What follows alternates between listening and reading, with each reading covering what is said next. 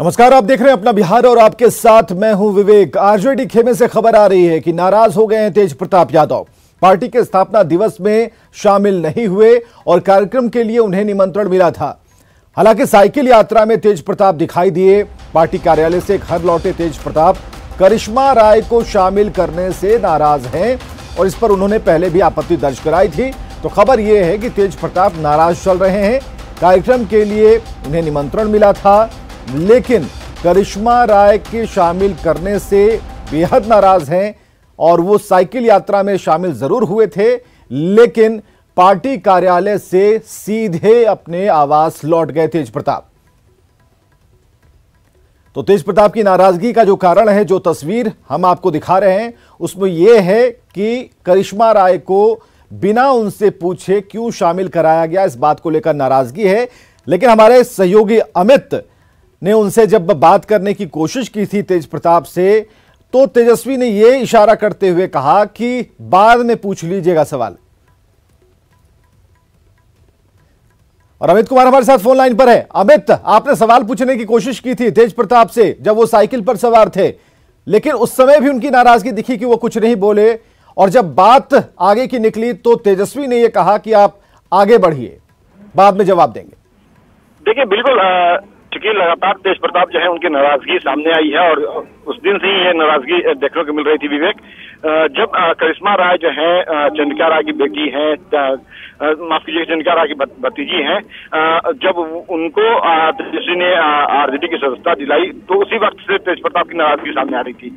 आज चूंकि पार्टी कार्यालय की तरफ से जो है कार्यक्रम निर्धारित था जिसमें तेजस्वी यादव समेत तमाम जो नेता हैं, तमाम कार्यकर्ता हैं, वो साइकिल जो है चला करके पेट्रोल डीजल की बड़ी महंगाई के खिलाफ आंदोलन कर रहे थे। उस वक्त तेज प्रताप भी मौजूद थे। उनसे जब हमने जानने की कोशिश की कि क्या आपकी नाराजगी खत्म हो गई, आपने जो नाराजगी जाहिर की थी करिश्मा राय को लेकर के, क्या वो अब खत्म हुई है, तो तेज प्रताप तो चुप्पी साधे हुए थे, कुछ नहीं बोलना चाह रहे थे वो। लेकिन हाँ, तेजस्वी ने जरूर इशारा किया और उन्होंने कहा कि बाद में सवाल कीजिएगा, ये जो कार्यक्रम है वो पार्टी कार्यालय का तरफ से निर्धारित कार्यक्रम है और निजी सवाल यहाँ पे आप मत कीजिए। तो कहीं ना कहीं तेजस्वी जो है वो नहीं चाहते थे कि इन मुद्दों पर तेज प्रताप का जो है वो अनुरूप सामने आए, और यही वजह रही कि तेजस्वी लगातार मना करते रहे। तेज प्रताप ने जो कार्यक्रम निर्धारित था पार्टी की तरफ से के तहत जरूर उन्होंने साइकिल चला करके केंद्र सरकार, राज्य सरकार का विरोध जताया, लेकिन जो विरोध पार्टी को लेकर के उनके मन में थी, जो विरोध उन्होंने जाहिर कर रखी थी, उसका विरोध उन्होंने बिल्कुल शांत तरीके से जाहिर कर दिया। पार्टी का 24वां स्थापना दिवस है, तेजस्वी पार्टी के स्थापना दिवस का नेतृत्व कर रहे हैं, जगदानंद सिंह हैं, तमाम पार्टी के जो नेता हैं वो मौजूद हैं, लेकिन तेज प्रताप जो है वो उस मंच पे नहीं आए, पार्टी कार्यालय में नहीं आए जहां उन्हें आज होना चाहिए था। क्योंकि लालू प्रसाद यादव के दोनों पुत्र हैं, बड़े पुत्र हैं तेज प्रताप यादव। चलिए अमित, जब आप तेज प्रताप साइकिल से निकले थे, जरा उस तस्वीर को हम दिखा रहे हैं अपने दर्शकों को, और जब न्यूज 18 ने सवाल पूछने की कोशिश की थी तब उन्होंने क्या कुछ कहा तो कुछ नहीं, लेकिन उनके बदले तेजस्वी ने यह जरूर कह दिया कि बाद में हम इसकी बात कर लीजिएगा। तो दो तस्वीरें एक साथ दिखा रहे हैं, जिस तस्वीर को लेकर करिश्मा राय को लेकर तेज प्रताप की आपत्ति है, इसे लेकर नाराजगी है, और दूसरी तस्वीर यानी कि जो ताजा तस्वीर है, आज की तस्वीर है, उसमें साइकिल यात्रा तो दिखती है, लेकिन जो आप देख सकते हैं कि इसमें जवाब तेज प्रताप की तरफ से नहीं मिला। खबर यह भी आ गई, इस बात की पुष्टि हो गई कि कार्यालय से सीधे अपने आवास की तरफ तेज प्रताप निकल लिए हैं। तो ये तस्वीरें आप देख पा रहे हैं, और उस समय का माहौल क्या था, पत्रकारों ने किस तरीके से घेर रखा था, न्यूज 18 ने जो सवाल तेज प्रताप से पूछने की कोशिश की, उसे भी हम आपको दिखा रहे हैं। तो इससे पहले आरजेडी के 24वें स्थापना दिवस के मौके पर आरजेडी ने साइकिल रैली निकाली और प्रमंडल से लेकर प्रखंड मुख्यालय तक पार्टी नेता और कार्यकर्ताओं ने रैली निकाली। पेट्रोल और डीजल के मूल्यों में वृद्धि के विरोध में तेजस्वी यादव और तेज प्रताप यादव समर्थकों के साथ अपने आवास से पार्टी ऑफिस साइकिल से गए। तेजस्वी ने इस दौरान केंद्र और राज्य सरकार पर निशाना साधा। तेजस्वी ने कहा कि डबल इंजन की सरकार में बिहार का विकास नहीं हुआ। से पार्टी ऑफिस जो है हम लोग साइकिल चला करके जाएंगे, क्योंकि राष्ट्रीय जनता दल गरीबों का बल है, किसानों का बल है, मजदूरों का बल है, नौजवानों का बल है। इसको लेकर के एक जनता में संदेश देंगे कि जो लोग सत्ता में काबिज हुए कि महंगाई कम करेंगे, पलायन को रोकेंगे, कल कारखाने लगाएंगे, रोजगार देंगे, किसानों की आय दोगुनी करेंगे, इसमें वो पूरी तरीके से विफल रहे। तो तेजस्वी ने सरकार को विफल बताया है और विकास की जो गति है पूरी तरह से ठप पड़ गई है, यह कहना है तेजस्वी यादव का। इधर पेट्रोल और डीजल के बेतहाशा मूल्य बढ़ोतरी के विरोध में आरजेडी कार्यकर्ताओं ने आज पार्टी के 23वें स्थापना दिवस समारोह के मौके पर साइकिल मार्च निकाला और अपना गुस्सा प्रकट किया। इस मौके पर आरजेडी कार्यकर्ताओं ने केंद्र सरकार के खिलाफ जमकर नारेबाजी की, बढ़े हुए मूल्य को वापस लेने की मांग की। पटना सिटी के कुम्हरार गुमटी के पास सैकड़ों की संख्या में आरजेडी कार्यकर्ताओं ने साइकिल मार्च निकालकर अपना विरोध जाहिर किया।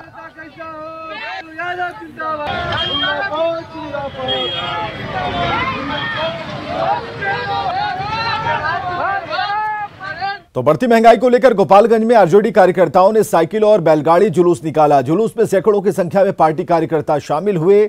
जुलूस का आयोजन जंगलिया मोड़ से किया गया और इस दौरान कार्यकर्ता साइकिल चलाकर महंगाई को नियंत्रित करने और डीजल पेट्रोल की बढ़ती कीमतों को वापस लेने की मांग की। लालू प्रसाद और प्रतिपक्ष के नेता तेजस्वी यादव, भावी मुख्यमंत्री तेजस्वी यादव के आह्वान पर आज पूरे बिहार ही नहीं पूरे देश में जो बढ़ती हुई महंगाई है डीजल पेट्रोल पर, अचानक जो है आज इस देश में पहला बार देखने को मिला कि पेट्रोल से महंगा डीजल हो गया। राष्ट्रीय जनता दल के राष्ट्रीय अध्यक्ष माननीय श्री लालू प्रसाद यादव जी, प्रतिपक्ष के नेता बिहार के भावी मुख्यमंत्री तेजस्वी प्रसाद यादव जी के आह्वान पर पूरे देश में जो महंगाई चरम पर है, डीजल पेट्रोल खासकर मैंने लास्ट स्टेज पर चल रहा है। महंगाई के खिलाफ हम लोग धरना दे रहे हैं, प्रदर्शन दे रहे हैं। और आरजेडी के 24वें स्थापना पर बिहार में एक बार फिर से पोस्टर वार शुरू हो गया है। पोस्टर के जरिए आरजेडी ने बिहार सरकार पर हमला बोल दिया। टॉपर से लेकर सृजन घोटाला समेत 55 घोटालों की चर्चा की। दूसरी तरफ आरजेडी ने विरोधियों ने तेजस्वी यादव के 24 संपत्ति का उद्भेदन करने का दावा किया। पटना से गोपालगंज तक के भूखंडों वाले पोस्टर लगाए गए हैं। मौके का जायजा लिया है संजय कुमार ने। राष्ट्रीय जनता दल का आज 24वां स्थापना दिवस है और इस 24वें स्थापना दिवस के दिन राजधानी पटना में पोस्टर वार के जरिए राजनीतिक फिजा एक बार फिर से गर्मा गई है। एक तरफ जहां राजद की तरफ से ये पोस्टर लगाया गया है जिसमें साफ तौर पे केंद्र सरकार द्वारा पेट्रोल डीजल में अप्रत्याशित मूल्य वृद्धि की चर्चा करते हुए बिहार में टॉपर घोटाला, शेल्टर घोटाला और सृजन घोटाला समेत 55 घोटालों की चर्चा की गई है। वहीं दूसरी तरफ राष्ट्रीय जनता दल के विरोधियों ने भी एक पोस्टर पटना की सड़कों पर लगाया है और इस पोस्टर को देखिए एक नया नामकरण देने की कोशिश की गई है। राजद को राष्ट्रीय जालसाज दल बताते हुए बताया गया कि कैसे जालसाजी के 24 साल राष्ट्रीय जालसाज दल ने पूरे किए हैं और इसमें संपत्ति का विवरण दिया गया है। तेजस्वी यादव का नया नामकरण दिया गया है और ये लिखा गया है कि 24वें स्थापना दिवस पर धन कुबेर फेलस्वी के 24 संपत्ति का उद्भेदन। ये तो अभी झांकी है, फिल्म अभी बाकी है और इन 24 संपत्ति के बारे में जो चर्चा की गई है उसमें मुख्यतः जो जमीन और जायदाद है उसका विवरण दिया गया है। पटना से लेकर फुलवरिया यानी गोपालगंज तक की संपत्ति का विवरण दिया गया है। और सबसे बड़ी बात है कि जो जिन विरोधियों ने इस पोस्टर को लगाया है इसमें किसी संगठन या किसी राजनीतिक दल का नाम नहीं है, लेकिन अमूमन ये समझा जाता है कि ये इस तरह के पोस्टर कौन से लोग लगाते हैं और उनका क्या मकसद है। तो निश्चित तौर पर जिस तरीके से राष्ट्रीय जनता दल का स्थापना दिवस है और आज के दिन पोस्टर वार शुरू हो गई है, वैसे में फिर से आने वाले दिनों में पोस्टर वार एक बार फिर से चालू रहेगा और जब जब तारीख नजदीक आती जाएगी विधानसभा की तब तक ये पोस्टर वार यूं ही चलता रहेगा, इस बात की संभावना जताई जा रही है। कैमरा पर्सन मनोज के साथ संजय कुमार, न्यूज 18 पटना। और लालू परिवार की संपत्ति के खुलासे पर जेडीयू प्रवक्ता संजय सिंह ने कहा कि यह दुनिया जानती है कि लालू प्रसाद ने कितनी संपत्ति अर्जित की है। उन्होंने पोस्टर लगाने वाले को धन्यवाद दिया। मैं सबसे पहले उनको धन्यवाद देता हूं कि आपने 24 संपत्ति को उजागर किया बिहार के जनता के सामने, जो लोग देख रहा। इस कौन सी नई बात है? लालू यादव का तो एक ही मंशा था, संपत्ति हड़पो राज करो। जिसने भी राष्ट्रीय जनता दल के स्थापना दिवस के दिन ये पोस्टर लगाया उसको हृदय से आभार। राजनीति को संपत्ति सृजन का माध्यम मानने वाले का संपत्तिनामा 24वां स्थापना दिवस में कहा जाता है कि फेलस्वी तेजस्वी हैं, तो उनकी संपत्ति का संपत्तिनामा और नामाकरण जो किया है वो तो जानदार और शानदार है कि राष्ट्रीय जालसाज पार्टी। परिवार का स्थापना दिवस बड़े स्तर पर रहना चाहिए। पार्टी तो 1989 वाली जनता दल थी उसके बाद पार्टी खत्म हो गई है। अब एक परिवार के रक्षा करने के लिए एक सिंडिकेट बोलना शब्द ज़्यादा अच्छा रहेगा, तो वो बना हुआ है। परिवार के रक्षा करने के लिए साइकिल से निकले चाहे जिससे निकले, उद्देश्य तो यही है कि भाई हमारा परिवार बचा रहे। तेजस्वी यादव जी का पोस्टर बिहार की 12 करोड़ जनता के दिलों में लगा हुआ है। यही बात नागवार गुजर रही है जेडीयू को, पेट में दर्द हो रहा है। अब बिहार विधानसभा के चुनाव में जेडीयू फिनिश हो जाएगी। तो बिहार विधानसभा चुनाव की तैयारियों को लेकर एनडीए और महागठबंधन के सभी पार्टियों ने अपनी पूरी ताकत लगा दी और इसी कड़ी में वीआईपी पार्टी ने आज डिजिटल रैली का आयोजन किया। पार्टी अध्यक्ष मुकेश सहनी ने पार्टी कार्यकर्ताओं और लोगों को संबोधित किया। पार्टी अध्यक्ष ने इस मौके पर अपनी चुनावी तैयारियों और भावी कार्यक्रम समेत कई चीजों की जानकारी दी। देखिए, चुनावी साल है और चुनाव आयोग से क्लियर हो गया ऑलमोस्ट कि चुनाव होना है, तो कोरोना के समय में हम लोग ज़्यादा रैली नहीं कर पाएंगे और ज़्यादा लोगों के बीच में नहीं जा पाएंगे। तो ये एक माध्यम है, सोशल साइट जितने भी है, चाहे यूट्यूब हो या फेसबुक हो या इंस्टाग्राम हो, जितने भी साइट है, तो हम लोग चाहेंगे कि इस पे आकर और अपने लोगों के, बिहार के जनता से और बिहार के युवा से अपील करते रहें और उनके बीच में कनेक्ट होते जाए। इधर प्रधानमंत्री नरेंद्र मोदी ने शनिवार को सेवा ही संगठन कार्यक्रम को संबोधित करते हुए भोजपुरी में बातचीत की। भोजपुरी के प्रति पीएम के लगाव को देखकर बीजेपी प्रदेश अध्यक्ष संजय जायसवाल काफी उत्साहित हैं। प्रधानमंत्री नरेंद्र मोदी ने पिछले कुछ दिनों में 2 बार भोजपुरी के प्रति अपना खास लगाव दर्शाया। पहली बार जब उन्होंने भोजपुरी भाषा में ट्वीट किया और दूसरी बार बीजेपी के नेताओं कार्यकर्ताओं से बातचीत करते हुए भोजपुरी भाषा में बातचीत की। संजय जायसवाल जी हमारे साथ इस वक्त मौजूद हैं। और विपक्षी ये आरोप लगाते रहे कि जैसे जैसे चुनाव वाला उसी समय प्रधानमंत्री के भोजपुरी के प्रति लगाव बढ़ेला, तो राजनीति भी बाका है कि विधानसभा के चुनाव भी होए वाला बा। दिक्कत ये बा कि वो लोग कुछ जनबे ना करेला। कर्नाटक के काल जन रहे है, तो जब कन्नड़ में बोलन तब तो कोई ना पूछला कि काहे कन्नड़ में बोला तारन। और प्रधानमंत्री जी के ई मानसिकता से बहुत ऊपर बाड़न। प्रधानमंत्री जी के चूँकि राष्ट्रीय संगठन मंत्री भी रहल बाड़न, तो भाजपा के राष्ट्रीय संगठन मंत्री के कारण उनकर कोई ऐसा प्रदेश नहीं है जहां वो लगातार ना रहल हो, चाहे वहाँ पे लगातार लोगों से संपर्क में ना हो। तो जाहिर बात बा, अगर कोई भी व्यक्ति पूरा हिंदुस्तान संगठन के काम से घूमी तो ओकरा के सब भाषा के ज्ञान होइए जाई। और जब थोड़ा बहुत ज्ञान हो जाला, हमनियों सबके जितना थोड़ा, जैसे हम बंगाली जाने नहीं, कोई बंगाली मिलेला तो हम थोड़ा सा बंगाली बोले नहीं तो ओकरा के खुशी मिलेला। तो ये तो शिष्टाचार बा कि जौन इलाका में रहुआ बानी वो इलाका के लोग से बात करता नहीं। और प्रधानमंत्री जी राष्ट्रीय संगठन मंत्री के नाते, प्रचारक के नाते हिंदुस्तान के हर इलाका में एक अच्छा समय रहल बा। यही से उनकरा के बहुत सारे भाषाओं के जानकारी बा। और काले के अगर बात देखें तो कन्नड़ में भी बोलन, तब तो कोई ना पूछला कि काहे कन्नड़ में बोलता नहीं। अब भोजपुरी में तो जब वो आयलन ही तब भाषण में जरूर शुरू में भोजपुरी बोलेला, तो हमेशा के काम। रउआ लोग को उम्मीद बा का कि भोजपुरी के 8वीं अनुसूची में शामिल करल जा सकेला और विधानसभा चुनाव बा तो लगा था कि बिहार के बड़ा तोहफा मिल सकेला, खासकर भोजपुरी भाषी लोग। भाजपा में कोई काम चुनाव के दृष्टिकोण से ना होला, लेकिन माननीय प्रधानमंत्री जी से हमनी सब और राजस्थानी भाषा के लोग मिलल रहने सब, और प्रधानमंत्री जी भी स्वयं चाहतारन कि भोजपुरी और राजस्थानी और भोटी 3 गो भाषा के लगभग सारा काम हो गई बा। अब दिन के इंतजार बा। बीजेपी के प्रदेश अध्यक्ष संजय जायसवाल जी हमारे साथ मौजूद थे और हमने कोशिश की कि भोजपुरी भाषा में उनसे सवाल जवाब किया जाए, क्योंकि भोजपुरी की बात हो रही थी। और जैसा कि उम्मीद जता रहे हैं कि इन्हें उम्मीद है कि भोजपुरी को 8वीं अनुसूची में शामिल किया जा सकता है, प्रधानमंत्री बड़ा तोहफा दे सकते हैं भोजपुरी भाषी लोगों के लिए। कैमरामैन सुबोध के साथ आनंद अमृतराज, न्यूज 18 नेटवर्क, पटना। खबरों में आगे बढ़ते हैं। बिहार विधान परिषद के कार्यकारी सभापति अवधेश नारायण सिंह में कोरोना पॉजिटिव पाए जाने के बाद कार्यक्रम में शामिल सभी लोगों की कोरोना की जांच के आदेश दिए गए हैं। मुख्यमंत्री नीतीश कुमार और उप मुख्यमंत्री सुशील कुमार मोदी और उनसे जुड़े कई लोगों के कोरोना टेस्ट किए गए। सुखद बात यह है कि सभी की जांच रिपोर्ट नेगेटिव आई है और आज भी कई नेताओं और अधिकारियों के कोरोना टेस्ट कराए जाने की बात सामने आ रही है। बिहार विधान परिषद के कार्यकारी सभापति अवधेश नारायण सिंह के और उनके फैमिली मेंबर्स के कोरोना पॉजिटिव पाए जाने के बाद एक कार्यक्रम में शामिल सभी लोगों के लिए कोरोना जांच का आदेश दिया गया है। हालांकि मुख्यमंत्री नीतीश कुमार की कोरोना जांच रिपोर्ट निगेटिव आई है। शनिवार को सिविल सर्जन की टीम द्वारा मुख्यमंत्री आवास में उनका सैंपल लिया गया था। IGIMS की लैब में शनिवार की रात सैंपल जांच में उनकी रिपोर्ट निगेटिव आई थी।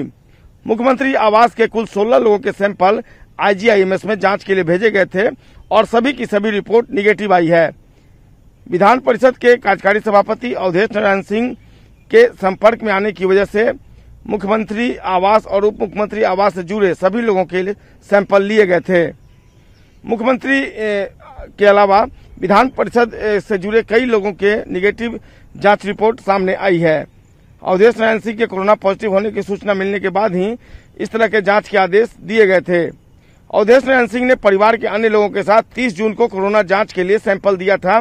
4 जुलाई को आई रिपोर्ट में अवधेश नारायण सिंह के अलावा उनकी पत्नी, उनके 2 पुत्र, 1 बहू और उनके सचिव में कोविड-19 की पुष्टि हुई थी।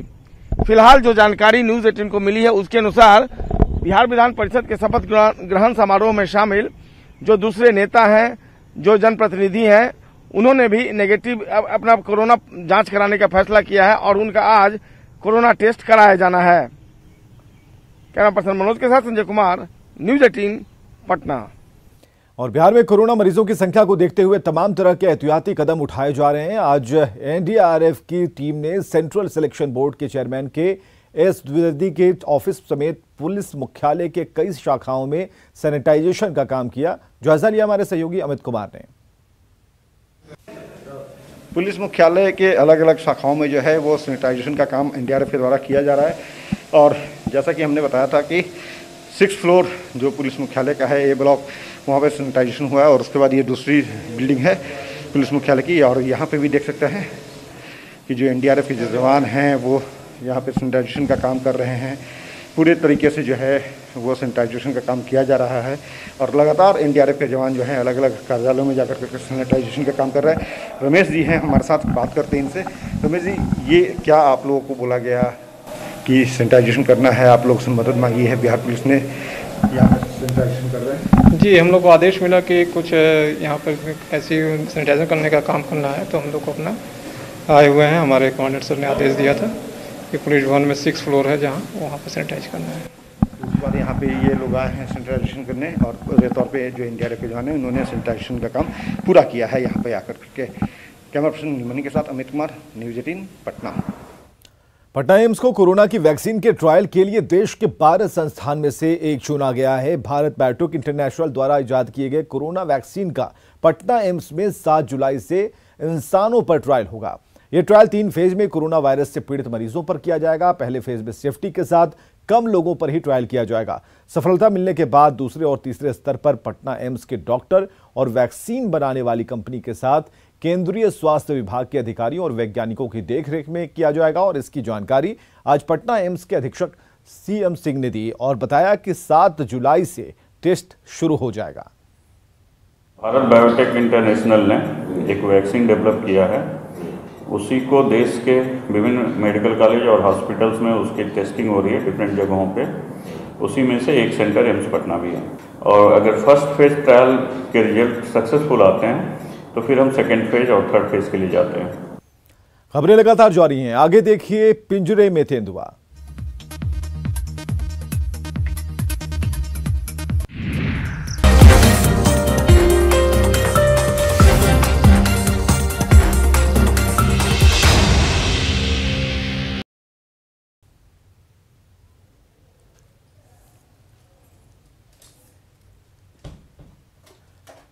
और बड़ी खबर आ रही है, मौसम विभाग ने 3 जिलों के लिए अलर्ट जारी किया है। इस वक्त की बड़ी खबर, नालंदा, जहानाबाद, नवादा के लिए अलर्ट जारी किया गया है। आंधी वज्रपात के साथ बारिश की चेतावनी दी गई है। शाम 4 बजे तक के लिए यह अलर्ट जारी किया गया है। औरंगाबाद में आकाशीय बिजली गिरने से 2 अलग अलग घटनाओं में 2 किसानों की मौत हो गई। पहली घटना ढिबरा के भलुआही गांव की है, जहां खेत में काम कर रहे किसान की वज्रपात से मौत हो गई। और दूसरी घटना खुदवा थाना क्षेत्र के अरई खाप की है, जहां भी वज्रपात से एक किसान की मौत हो गई है।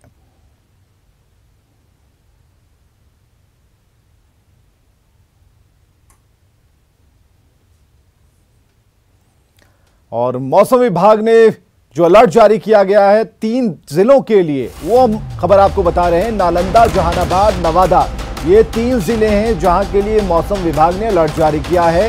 यहां आंधी आ सकती है, वज्रपात हो सकता है और भारी बारिश की भी चेतावनी जारी की गई है। शाम 4 बजे तक के लिए आपको अलर्ट मोड में रहना होगा। खासकर 3 जिले नालंदा, जहानाबाद और नवादा के लिए यह अलर्ट जारी किया गया है।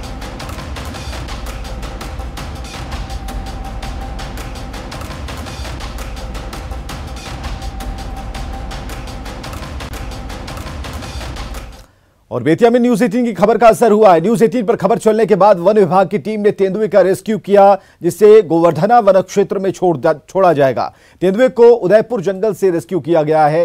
हालांकि ग्रामीण इलाके में तेंदुए के भी होने की बात हो रही है कि एक और तेंदुआ है जो छुपा हुआ है। वहीं एक तेंदुए की रेस्क्यू के बाद ग्रामीणों ने राहत की सांस ली है।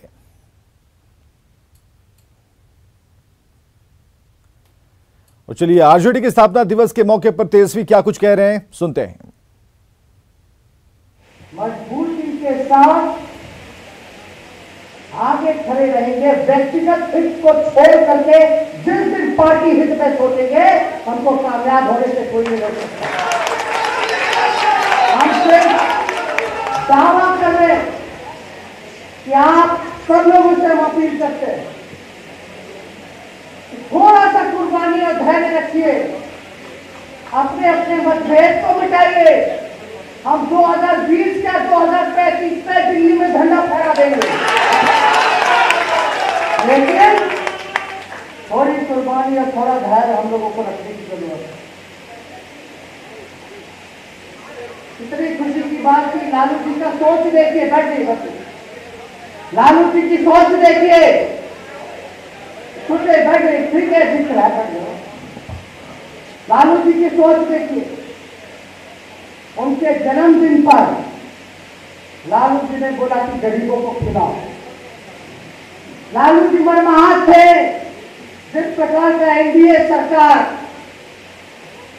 हमारे गरीब मजदूरों के साथ दुष्व्यवहार कर रहा था। और चलिए आगे देखिए जोहार झारखंड।